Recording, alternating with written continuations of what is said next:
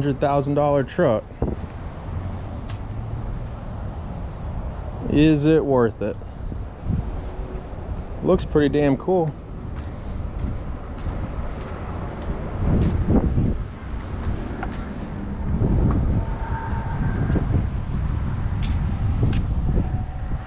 You want me to close the door or leave it open?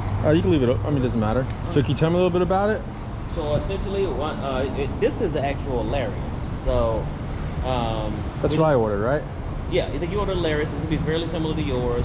I'm not sure if they're the exact same specs or not, but this is an actual demo that we have till February, so people can drive it, you know, get used to it and everything like that.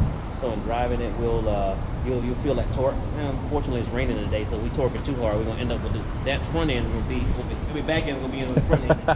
So it's powerful, yeah, huh? It's super powerful, very powerful. So it's got some nice takeoff.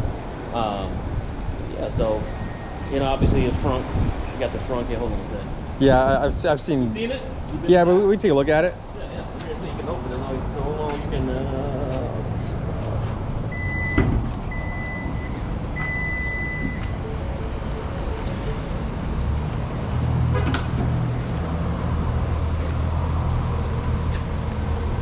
Pretty spacious.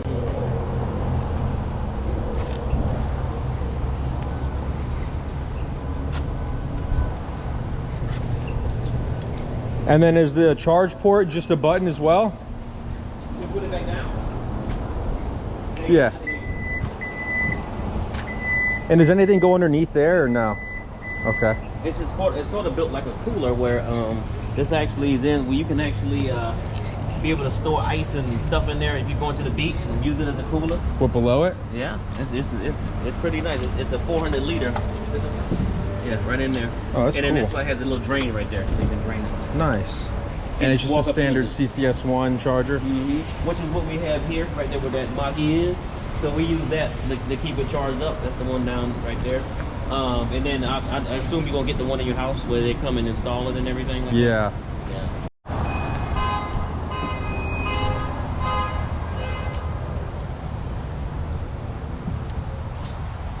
And what plugs we got back here? The 240? 2.4, 2.4, 2.47.2. Yeah. That's nice. So oh. Yeah, it's power back up, power down, power up, power down. Probably has it on the window sticker. That's pretty cool. Oh man, what did this window sticker? Back's really spacious. Well, that's like it's still built like an F-150 inside. Yeah. So it's still the same size. So and they're all spacious like that. Yeah, I don't know those numbers. What does this do? That's just to open up. Does that open then? Actually, it might open up. Which one you push? It might open up the actual sunroof. Well, that's fine. We're under the cover anyway. So. Oh, it doesn't leak? Nah, it ain't gonna leak. Unlike mine? Nah, it's not gonna leak. And also, you know, you had the little bug shield there to keep bugs out. Yeah, it's a nice little. Let's see this real quick. That is very convenient. Yeah, that's your workstation. So, laptop, writing up a proposal for somebody for an estimate. You know? Yeah, and then the phone. Yeah, phone charge is just fine right there. That's nice. And like I said, when holders. you use this, since you got an iPhone, you're going to be using Apple CarPlay once you get it hooked. Once you get the phone hooked up. Damn, it's deep. Well, and this is for. Let me show you something. So basically, this is for old school. Still kind of old school. Hanging tab folders. Hangs here, hangs here. So your clients are all in here, alphabetical order. You can go through your little folders or whatever. But this is for hanging tab. Well, that's why it's so big. Yeah, and they also sell a safe that goes here too. If you don't use hanging file folders, and the safe's here, and it has a little program. So once again, if you got to conceal or you got some important documents you need to whatever. Hell yeah. You have a little safe down there too. And you can lock. You can actually lock this. Yes. You can lock that, and then if somebody actually breaks in your truck and gets through it, then you can have a little safe top under here, and then that's like double coverage. And for the seats folding down, anything special with that, or? Well, they actually pop up. Let me jump in the back.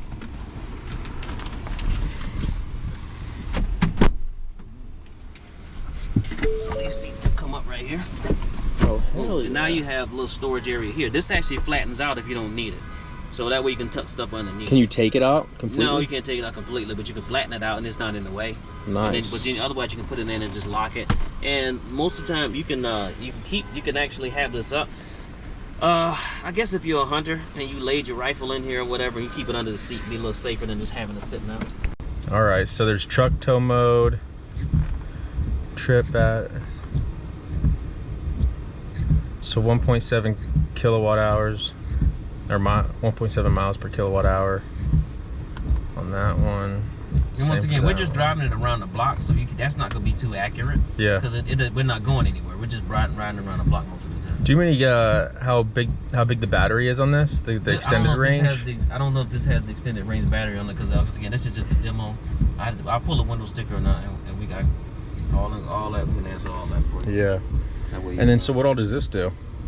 As far as this pack, yeah, so this controls everything. Now you can control your actual, obviously the radio, that goes without saying. You control the entire climate and everything like that. Your cool seats are in here. You got feel the cool seat on right now. Yeah, it's nice. You can actually make changes to the truck. So if you want to make changes to the truck, you can tap on it, and then there are all your changes you want to do. You can change your different modes. Like in a normal F-150, you have a button or a knob. You can change the modes in. Now you can change your different mode. Put it in sport mode if you want. If you feel like feeling funky, I guess. If you're going off roading anyway, if you do that. You know, so you can, you know, this is like an iPad where it swipes up and down. There are all your drive modes, your cameras. You can actually take a look at it. It kind of shows you the cameras you have. You can hit click here. You can see actually in front of you only. If there was a trailer attached, would you see the trailer as well? Well, if you had the trailer on there and they had the trailer control camera, yeah. But let me see right here. Was that a 360? Do you have let me see. Okay, all you have is a reverse camera. They have a camera that's up in the light on some of the higher end ones, and then you can actually, this will show you the trailer, right? Yeah. But then they have one that'll show you your load also. I don't think this one has the camera for your load. Yeah, because this is just, oh, man, hold on. Oh, yes, it does. Okay, there it is. Okay, it does have the camera for your load. So you can see what you have behind, or you can cut it on and say, well, I just want to look at my trailer. Okay, boom, your trailer's right there. Wow. Yeah. And actually, right here, would even be a better view because that's the camera pointing straight down, and that's ready for hooking up. You know, yeah, that'd be nice. Yeah, that so you can hook up like that. Nobody's back there going, no, left that. You can hook it up all yourself, and then when you want to see your trailer, just boom. Wow. Yeah. And that's 360. So that's what that's typically your standard camera that's on. Most people aren't. You know, you can change it when you need to, but you keep it on 360. Shows you, shows you everything around. I'm just wondering, yeah. So a trailer's back there, you'll see the trailer too, right? You'll still see the trailer, but yeah, not as much. Yeah, not as much as like the other one. So that's pretty cool. So what other features does it have? Let's see. Well, it's got the home link system. Obviously, you see the moonroof in this one. Then you have heated steering in this one. I guess for the times you need it in Florida, once or twice. You have adaptive cruise control on that, which is on the steering wheel. See what right to the first button here. Yeah, that's adaptive cruise control. Those three lines represent the distance that you're behind the car. You can set it at different distances and how how far you want to be back. But just keep in mind when it's reading the car in front of you, right? It actually reads at a certain amount of feet. So let's say the guy slowed down to 65, even though the speed limit is 70, right? And you're in the conversation with somebody sitting in the next seat, and you wonder, why am I going so slow or not getting where I'm going? That's because that guy slowed down and the vehicle slowed down, but you didn't notice. So what you do is you pop out that lane from behind him. It picks up that there's nobody in front of you, and it takes off so it can get back to 70 or 75, whatever you have it set to. So you always got to be careful of that adaptive cruise control. Right underneath it actually has the lane keeping system, which can be set to alert and let you know that you're riding over the white lines. Or, like if you see these lines like this is what it's reading. It's reading in the street. It's reading those white lines. Yeah. And then you can set it to alert and aid. So that means that it won't pull you back over, but it'll... How does the onboard power work? Like, say you wanted to power your house. Is it just like a plug that you could plug a refrigerator in, or...? No, so when you're onboard power, you can run your house. You ain't running your AC and everything in your house, right? You're gonna still be limited. Okay, you can't be just running everything. You want to run your fridge and run a few small appliances, and you need to iron your clothes or something. You need to take a hot shower for the water heater, different things like that. Okay, but you're not gonna be like, all right, cut all those TVs on, and kids, you go play in your video games, and hey, honey, cut the AC on, and it's not like that. It's more so like a generator that you probably have outside. It's more generator like, but it will, as long as, but it's supposed to be minimum 3 days. That it'll run, obviously, it probably depends on the size of your house. That's gonna be loud. All right. Apple CarPlay when you're using this anyway. So Apple CarPlay will put all your apps up here. Whereas this is here, now you have Apple CarPlay right there.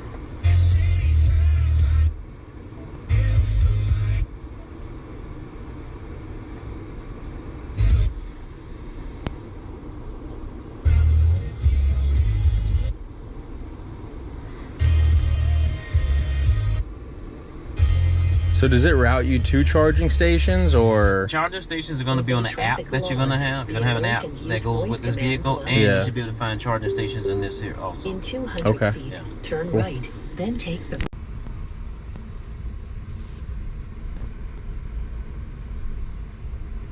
It's full accelerator driven. Mm-hmm. Yeah, that brakes quick. Now when you let off the accelerator, do the brake lights come on? Yeah. If you have it on the one, what you want? If you want on one touch? Yeah. Yeah. Like that Mach-E you see right there? Mm-hmm. Yeah, go this. We're going heading out to the light. You're gonna make a right, stay in your right lane. The guy who owns that one has his on one touch because he used to use that one not as a demo, but we would let people drive it, and he had it on one touch, which I don't like. I like the old-fashioned way of doing the brakes myself too. I actually like the regenerative braking. Well, the regenerative braking is something different. So this has regenerative braking? Yeah, but that's something different. That's actually charging the battery you're talking about. Yeah. Oh, then the one touch is you're pressing the gas, right? And then when you let up off the gas, it hits the brake on its own. So that means you only use one pedal. Gotcha. Yeah. Regenerative braking is normally when you brake on any vehicle, right? The actual energy, it just goes away, right? You hit the brakes, the energy disperses. In this instance, the energy actually is recaptured and rerouted to the battery, and that charges the battery. Okay. Yeah. Go to the light, hang a right.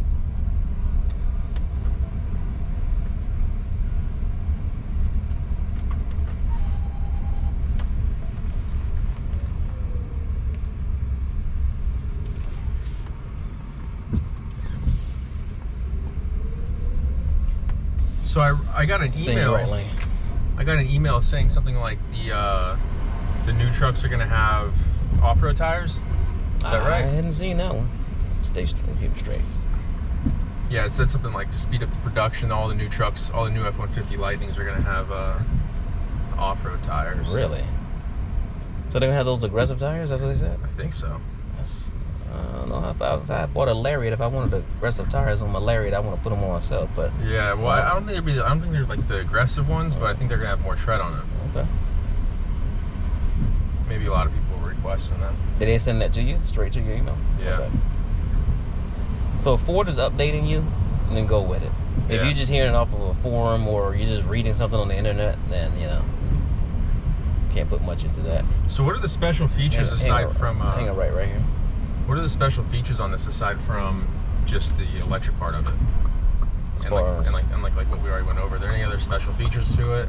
No, it's basically got all the features of an F-150, just all electric. That's all it is. So Yeah. you don't have it. It's not going to do anything differently, more than any other truck we have. It's got some get up to it. I told you if it wasn't raining, you could really dig into it. But if you hit it too hard, that front end's coming around. The back end comes around. I like it. My problem is I have a pressure washing business. Okay. And I feel it just might be too clean for me. Because, I get extremely dirty while I'm out there. So you mean as far as, as far as the trim levels? So maybe you should have ordered an XL or something? Yeah. Well, they weren't selling the XL at the time. But, you could. It's nice, though. Seat covers. Well, actually, you don't need seat covers. You need a seat cover for just you. Yeah, I might just slap some seat covers in here. Yeah. I mean, it's nice. So how much are the F-150 Lariats, the gas powered? So a gas powered one would, depending on which trim level you get, would probably be about 70, high 60s. So probably like a $20,000 difference. You're gonna hang a right here. And what's the battery warranty? I think they have 8-year, 100,000 miles on this one. I'm pretty high up too. I like it. It's got good control, good steering.